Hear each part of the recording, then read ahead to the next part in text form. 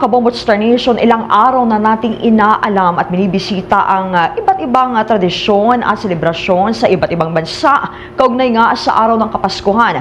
At sa araw na ito ay ating bisitahin naman ang bansang Finland sa ating Christmas Around the World. Hatid sa inyo niyan ni Bombo Angelo Aganan. Bombo Radio Philippines presents Christmas Around the World.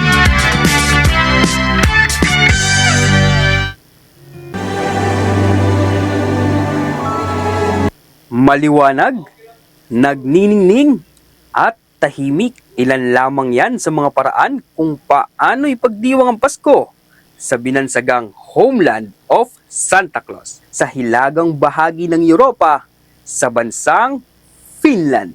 Tara, alamin natin ang kanilang makukulay na tradisyon, pagkain at kaugalian na bumubuo sa isang pinakamainit at tahimik na Pasko sa mundo. Alam nyo ba na sa Finland ay nagsisimula ng maaga ang Pasko o Yule kung tawagin sa kanilang bansa. Karaniwang sa huling linggo ng Nobyembre ay masisilayan na ang mga ilaw, dekorasyon at mga Christmas market sa iba't ibang syudad. At dahil halos buong araw ay madilim tuwing winter, mas tumitingkad ang liwanag ng mga pailaw at dekorasyon sa bawat tahanan tuwing Kapaskuhan.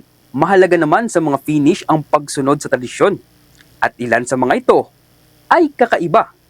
Bago sumapit ang Noche Buena ay nagsasauna ang mga pamilya.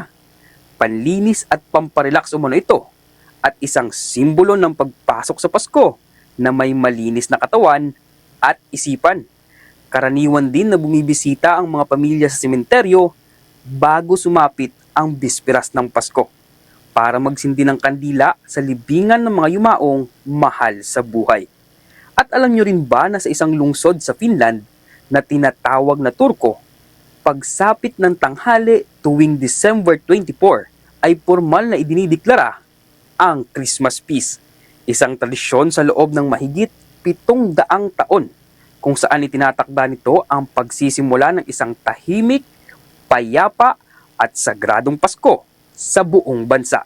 At syempre, hindi mawawala ang pagkain tuwing Kapaskuhan.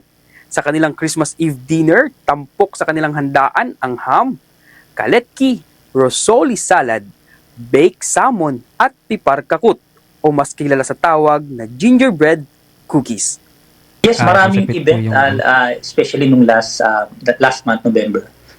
May parade dito, may mga festival parade, and then nung last week, yung si Santa Claus na galing sa Sarobanyeme. Pumunta siya dito sa city para mag-parade, para magpakita sa mga tao dito. Dito, alam niyo yun, napakasimple lang nila dito.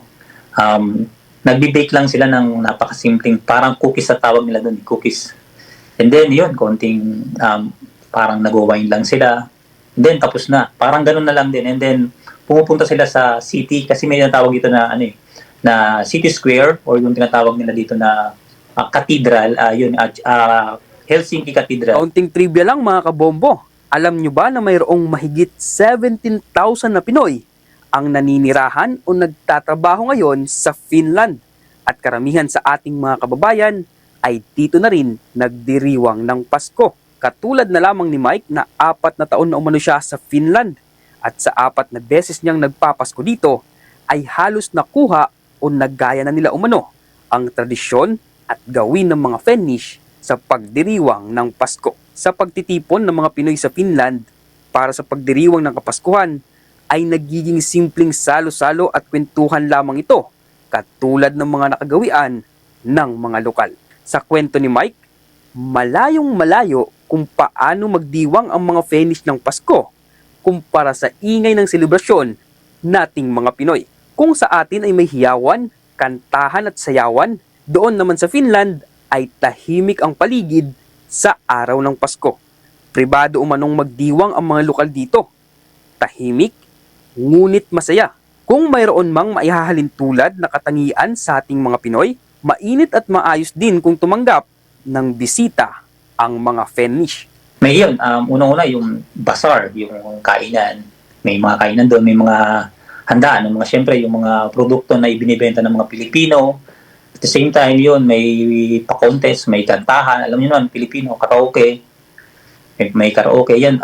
Tapos yung mga exchange gift, tulad pa rin ng mga Pilipino na may exchange gift, kainan, tapos konting discussion about sa rules dito sa Finland. And then, yun, konting pagbati lang din. And then yung nakuha doon na parang donation is i-donate naman sa yung nasalanta ng bagyo dyan sa atin sa Pilipinas. Napakalayo nating Pilipino sa yun nga, pag-celebrate ng mga ganyan, mga Pasko, may mga okasyon. Sila kasi, more on sila yun nga, tahimik na tahimik sila. Kasi yung parang katahimikan, yun yung nagbibigay ng saya sa kanila. Ganun yung mga pins. Ko is dito sa Finland, yung kung ibabase doon sa mga naging Pasko, ko dati na nandiyan ako sa Pilipinas, sobrang saya talaga sa Pilipinas. Hindi mo talaga ipagpapalit. Sa Finland man o sa Pilipinas, magkakaiba man ng paraan ng pagdiriwang, iisa pa rin ang diwa ng Pasko. Ito ay ang pagkakaisa, paghatid ng kasiyahan, at pagmamahalan. Kaya't mula sa Finland, maligayang Pasko sa inyong lahat.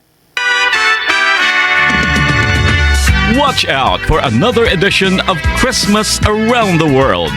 Various celebration of Christmas by different countries. Only heard and seen at Bombo Radio Philippines.